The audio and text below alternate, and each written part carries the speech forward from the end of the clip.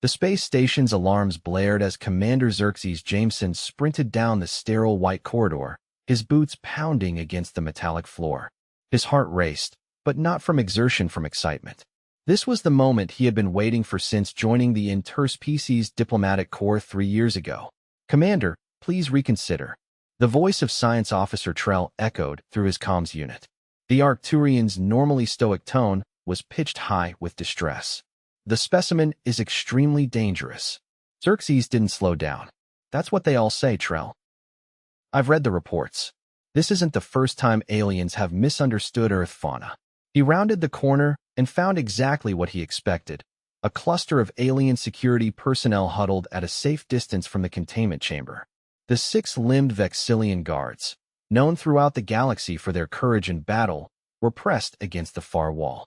Their crimson exoskeletons quivered slightly, a sign of extreme stress among their species. Chief Security Officer Cross spotted him and rushed forward, his eye stalks extended in alarm.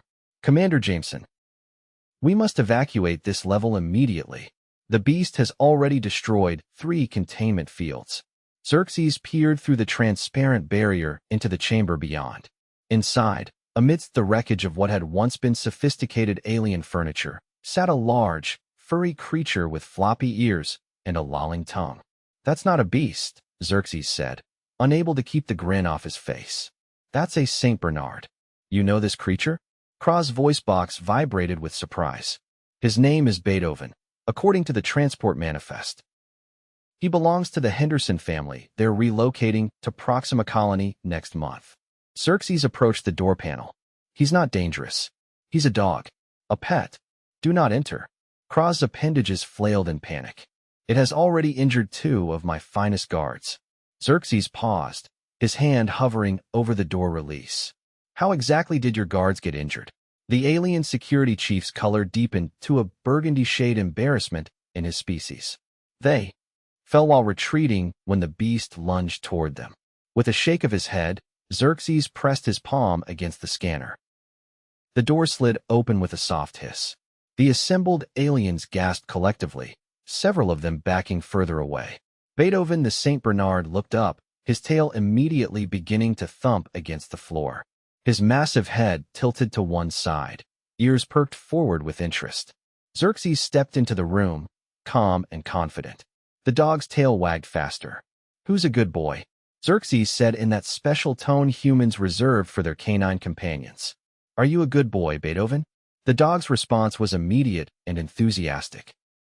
He bounded toward Xerxes with surprising speed for such a large animal, front paws landing briefly on the human's chest before he dropped back down to all fours, circling excitedly.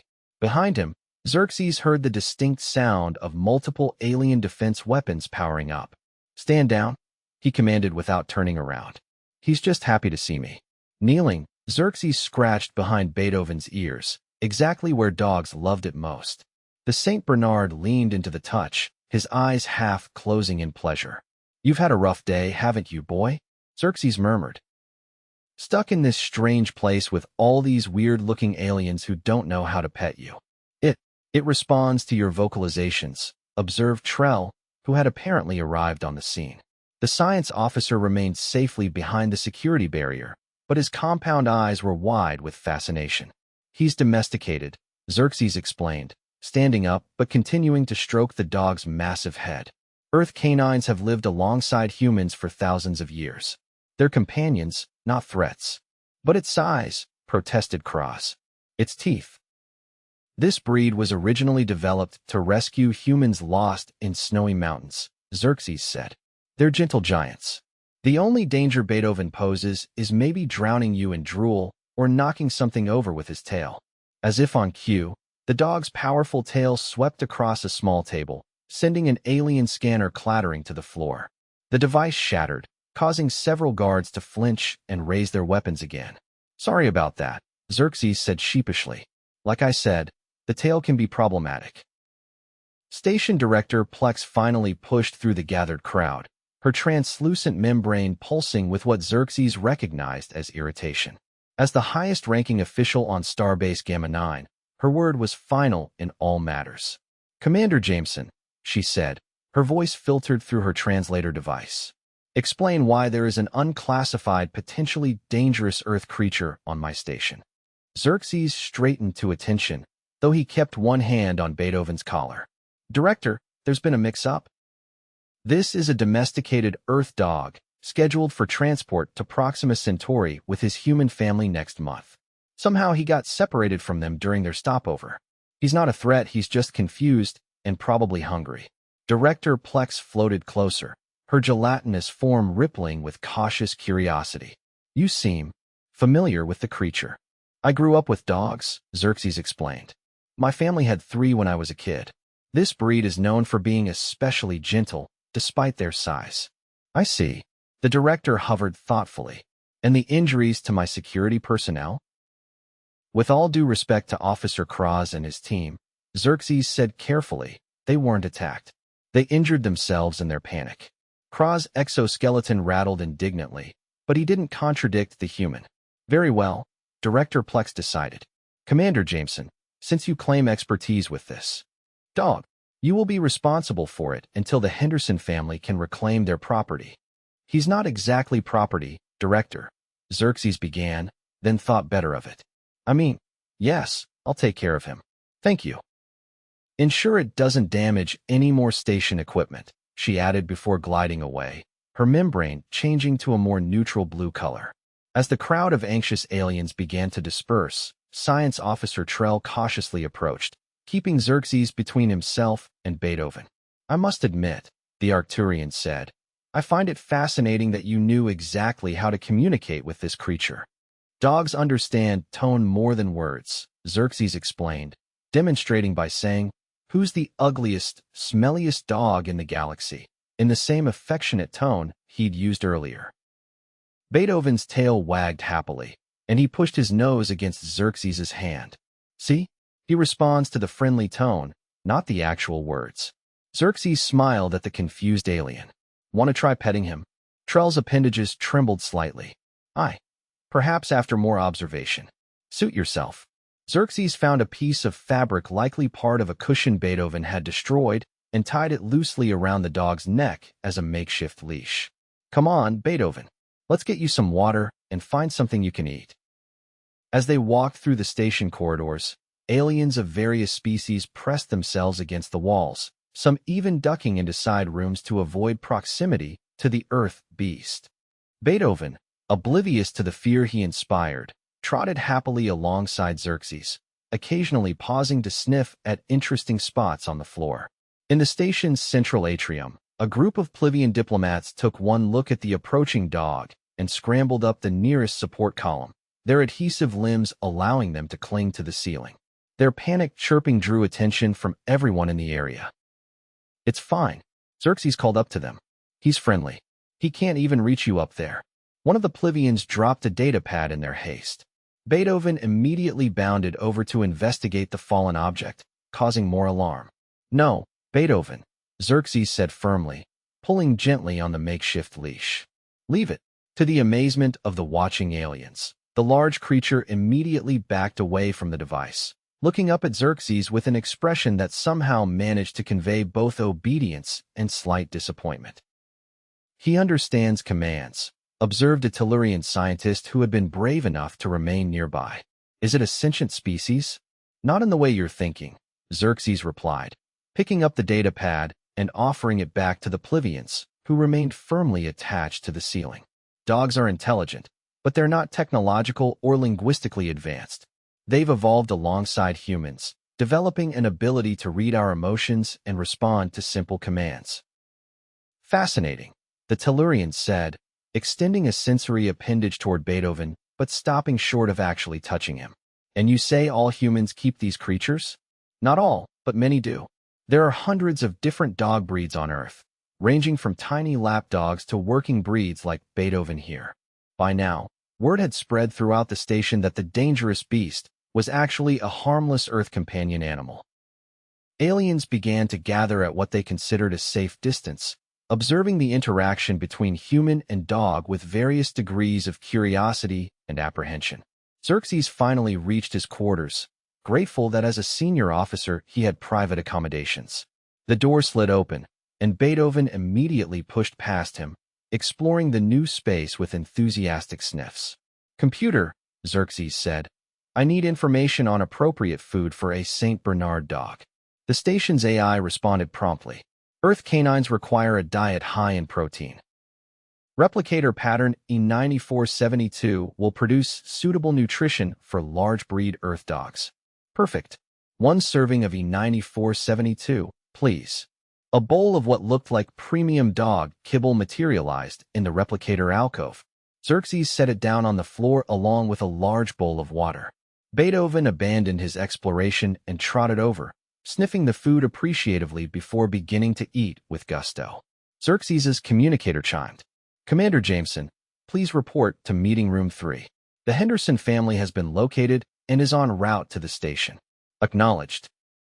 Xerxes looked down at Beethoven, who was still happily devouring his meal. "Sorry, boy. I need to step out for a bit. Try not to destroy my quarters, okay?"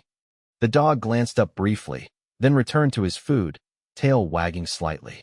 Xerxes headed to the meeting room, where he found Station Director Plex floating near the view screen, along with Chief Security Officer Cross, who still seemed agitated. The Henderson family was on a shuttle to Proxima Colony. Director Plex explained without preamble.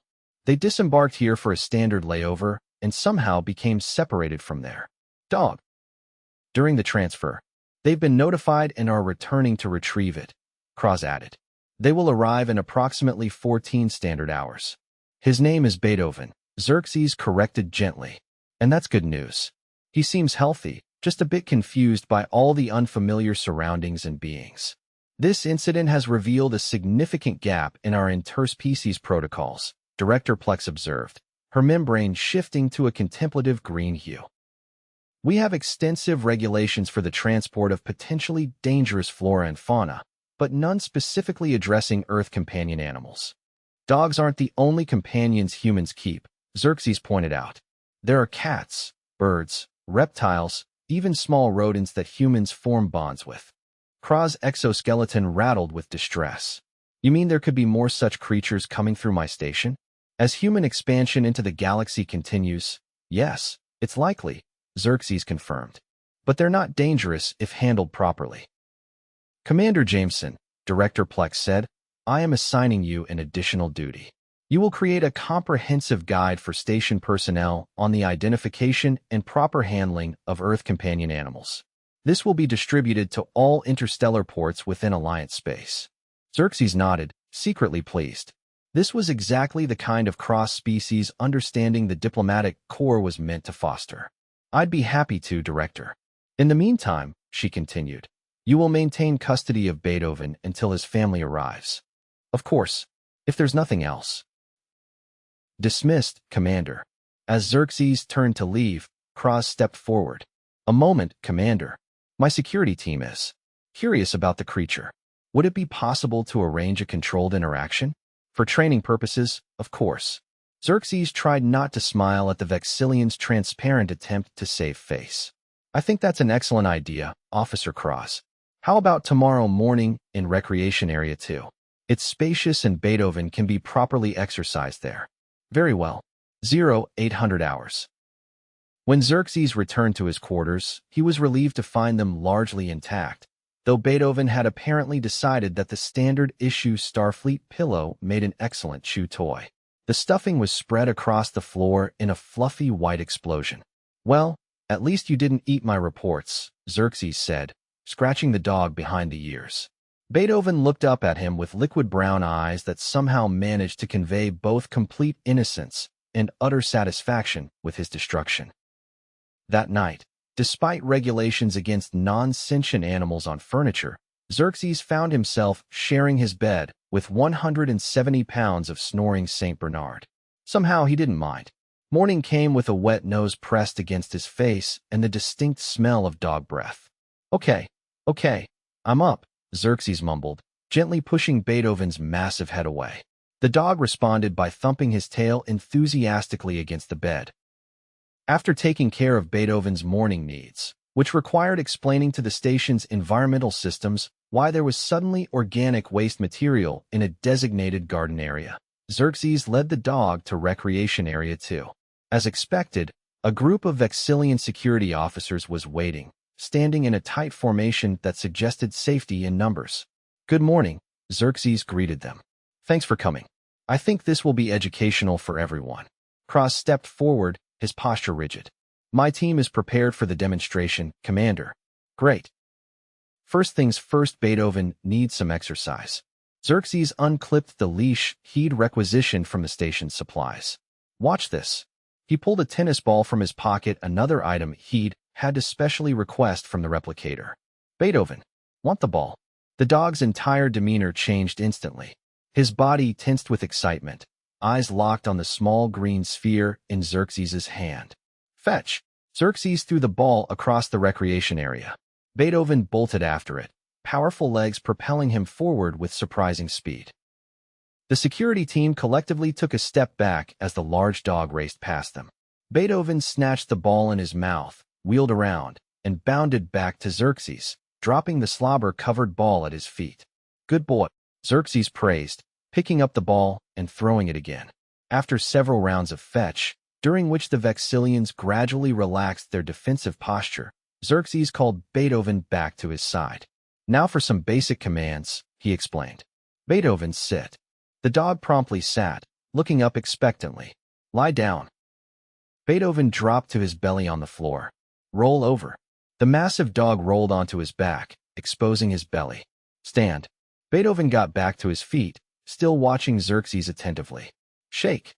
The dog lifted his right paw, which Xerxes solemnly shook as if greeting a dignitary. The security team was now openly fascinated, their earlier fear replaced by curiosity. "Would any of you like to try?" Xerxes offered. After an awkward silence, one of the younger Vexillians stepped forward. "I will attempt interaction," he said formally. "His name is Drix," Kraz explained. "He has shown interest in Earth culture." "Great. Drix, hold out your hand or appendage like this." Xerxes demonstrated, palm down at about Beethoven's head height. "Let him sniff you first. That's how dogs get to know new people." Drix cautiously extended one of his upper limbs. Beethoven approached, sniffed the offered appendage thoroughly, then pushed his head under it, clearly asking to be petted. "Now just pat him gently on the head," Xerxes instructed. With remarkable delicacy for a being with an exoskeleton, Drix patted Beethoven's head. The dog's tail immediately began to wag. "He appears to be vibrating his posterior appendage," Drix observed uncertainly. "Is this aggression?" "No, that's a tail wag. It means he's happy," Xerxes explained. "Dogs use their tails to communicate emotions. A wagging tail usually means friendliness or excitement." One by one, the other security officers ventured forward to interact with Beethoven, who accepted their attention with typical canine enthusiasm. By the end of the session, even Kraz had reluctantly patted the dog's head, though he insisted it was merely to demonstrate proper technique to his subordinates. As the security team filed out, Xerxes heard Drix asking Kraz, "Sir, do you think the station regulations could be amended to allow Earth companion animals in controlled environments? For cultural exchange purposes?" Kraz's response was lost as the door closed behind them, but Xerxes smiled to himself. Progress. Over the next few hours, Xerxes worked on his guide to Earth companion animals, with Beethoven snoozing contentedly at his feet. The document quickly grew beyond his initial expectations as he realized just how much information non-humans would need to understand the complex relationship between humans and their pets. His communicator chimed just as he was finishing a section on the proper approach to unfamiliar dogs. "Commander Jameson, the Henderson family has arrived ahead of schedule. They are waiting in docking bay 4. "Thank you. We're on our way." Xerxes looked down at Beethoven, who had perked up at the sound of the communicator. "Ready to see your family, boy?" The dog's tail thumped against the floor. As they made their way through the station corridors, Xerxes noticed a marked difference in the reactions of the aliens they passed. Instead of fear and avoidance, many now showed curiosity. A few even nodded in acknowledgement as Beethoven trotted by, as if the dog were just another station resident. In docking bay 4, a human family stood anxiously waiting. A man, a woman, and 2 children, a boy of about 10 and a girl who looked to be 7 or 8. The moment they spotted Beethoven, both children shouted in unison, "Beethoven!" The dog froze for an instant, ears pricked forward. Then, with a joyful bark that echoed through the docking bay, he lunged forward with such force that Xerxes had to let go of the leash or risk being pulled off his feet. Beethoven charged toward the family, his entire body wiggling with happiness. The children met him halfway, throwing their arms around his neck as he licked their faces enthusiastically. The parents approached more sedately, though their relief was evident. The father extended his hand to Xerxes. "Mark Henderson," he introduced himself. "And this is my wife, Sarah. We can't thank you enough for taking care of Beethoven." Xerxes shook his hand. "Commander Xerxes Jameson. It was my pleasure, honestly. He's a great dog." Sarah Henderson smiled, watching her children rolling on the floor with their pet. "We were so worried when the transport officials told us he'd somehow gotten out of his carrier during the transfer. They said he was being held in quarantine as a potentially dangerous, unidentified Earth creature." There was some confusion, Xerxes admitted diplomatically, deciding not to mention the terrified Vexillian guards. Not all species in the Alliance are familiar with dogs. Mark shook his head in disbelief. "We've had Beethoven since he was a puppy. He wouldn't hurt a fly." "Well, he did destroy a few things," Xerxes said with a grin. "My pillow didn't survive the night." "Oh no," Sarah said. "We'll compensate you for any damage. Don't worry about it. It gave me an opportunity to create this." Xerxes handed them a data pad. "It's a guide to traveling with companion animals in Alliance space. I've included all the necessary forms and regulations, plus some tips for helping aliens understand Earth pets." "This is wonderful," Mark said, scanning the document. "We're among the first families relocating to Proxima Colony. There will be more coming with pets, I'm sure." "Exactly why we needed this guide," Xerxes agreed. "Your experience with Beethoven has actually helped improve interspecies relations." The children had finally stopped roughhousing with the dog and approached the adults. The boy looked up at Xerxes with curious eyes. "Are you the one who saved Beethoven from the aliens?" he asked. "Tommy," his mother admonished gently. "That's not polite." Xerxes laughed. "It's okay. And no, I didn't save him from aliens.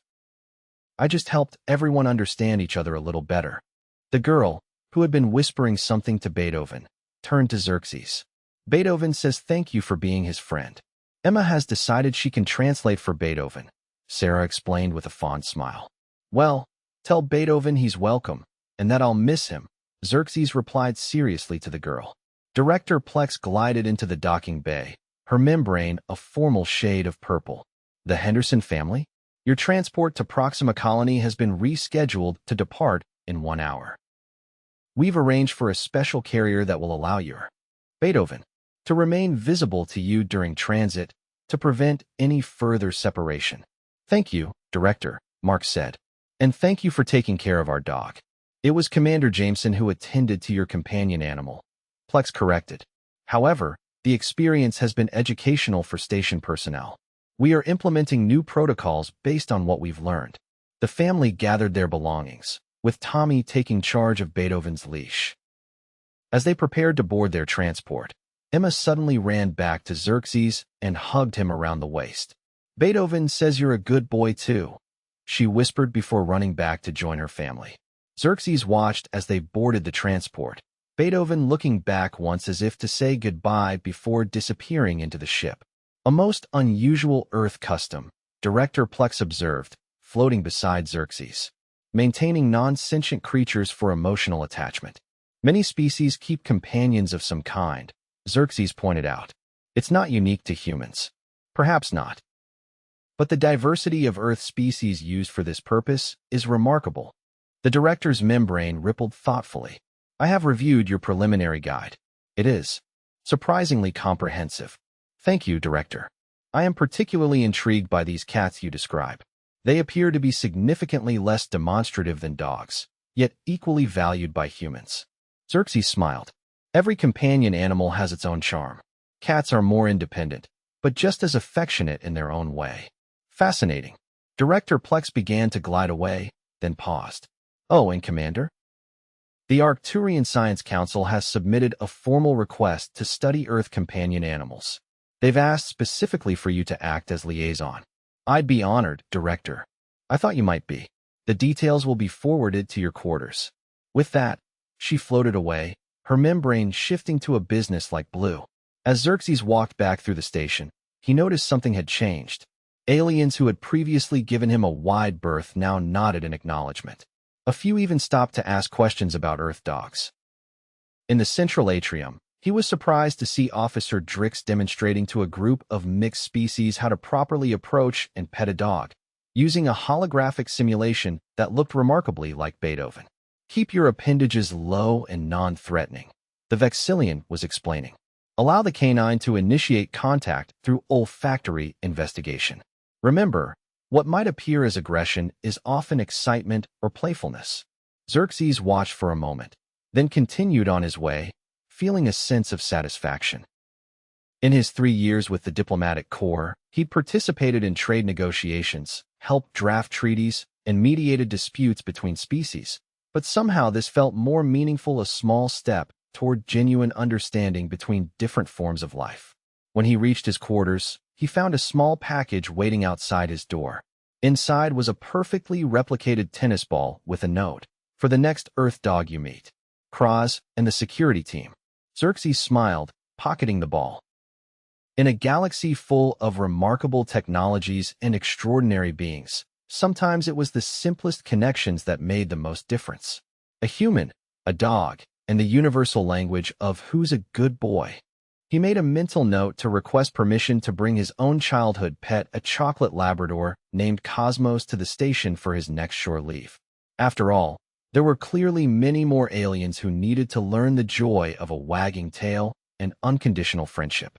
As he entered his quarters, Xerxes could still faintly detect Beethoven's scent lingering in the room. The shredded remains of his pillow had been cleaned up, and everything was back in perfect order, yet somehow the space felt emptier than before. He sat at his desk, reviewing the notification from the Arcturian Science Council. Their proposal was ambitious: a comprehensive study of the psychological and physiological effects of companion animals on various sentient species. They hypothesized that the human-dog bond might serve as a model for improved interspecies relations throughout the alliance. Xerxes began drafting his response, his mind already racing with possibilities. Perhaps this unexpected incident with a Saint Bernard named Beethoven would lead to something truly groundbreaking. After all, if a dog could bridge the gap between humans and aliens with nothing more than a wagging tail and friendly demeanor, who knew what other barriers might fall? In the vastness of space, with all its dangers and wonders, sometimes the most profound connections came from the simplest beginnings. A human walking into a room full of frightened aliens and saying, "Who's a good boy?" And sometimes, that was enough to change everything.